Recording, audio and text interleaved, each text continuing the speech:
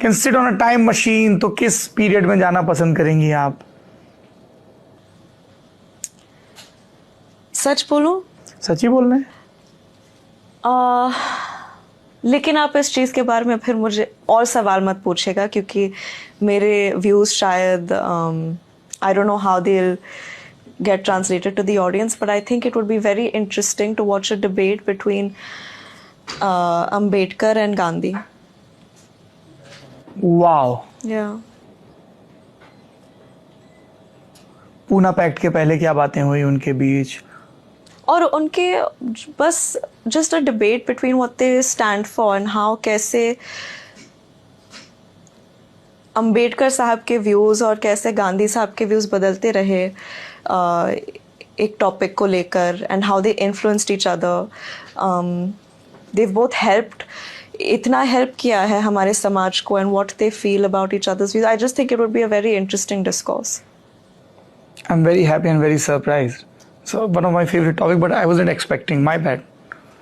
So very, क्योंकि political science की classes में भी ये सबसे ज़्यादा हीटेड डिबेट अभी भी जी इसको लेके होती है, खास तौर पे अनटचेबिलिटी, दलित समाज, उनको कैसे इंक्लूड करना है, इसको लेके जो गांधीयन व्यू है और जो अम्बेडकराइट व्यू है, they are very different. very different, and it kept evolve. I think Ambedkar was still very stern and clear from the start what his stand was. I think Because he had faced it first hand. exactly, but I think Gandhi's view kept evolving Yes. as he got more and more exposed to ये जो जातिवाद का जो समस्या है हमारे समाज में. I think उसके बारे में एक third person point of view से जानकारी लेना और उसे जीने में बहुत फर्क है, बहुत अंतर है. जब आप लोग स्कूल में होते थे तब इन सब चीज़ों पे बात होती थी कभी? मेरे स्कूल में तो नहीं.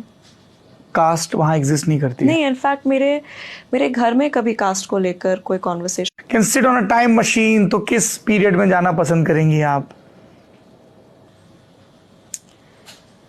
सच बोलूं, सच ही बोल रहे हैं? लेकिन आप इस चीज़ के बारे में फिर मुझे और सवाल मत पूछेगा, क्योंकि मेरे व्यूज़ शायद I don't know how they get translated to the audience, but I think it would be very interesting to watch a debate between Ambedkar and Gandhi. Wow. Yeah. Poona pact के पहले क्या बातें हुई उनके बीच? और उनके बस just a debate between what they stand for and how कैसे अंबेडकर साहब के व्यूज़ और कैसे गांधी साहब के व्यूज़ बदलते रहे एक टॉपिक को लेकर, and how they influenced each other. they've both helped, इतना हेल्प किया है हमारे समाज को, and what they feel about each others views. I just think it would be a very interesting discourse. I'm very happy and very surprised.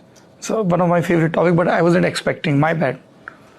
So very, क्योंकि political science की classes में भी ये सबसे ज़्यादा हीटेड डिबेट अभी भी जी इसको लेके होती है, खास तौर पे अनटचेबिलिटी, दलित समाज, उनको कैसे इंक्लूड करना है, इसको लेके जो गांधीयन व्यू है और जो अम्बेडकराइट व्यू है, they are very different. very different, and it kept evolve. I think Ambedkar was still very stern and clear from the start what his stand was. I think Because he had faced it first hand. exactly, but I think Gandhi's view kept evolving Yes. as he got more and more exposed to ये जो जातिवाद का जो समस्या है हमारे समाज में. I think उसके बारे में एक third person point of view से जानकारी लेना और उसे जीने में बहुत फर्क है, बहुत अंतर है.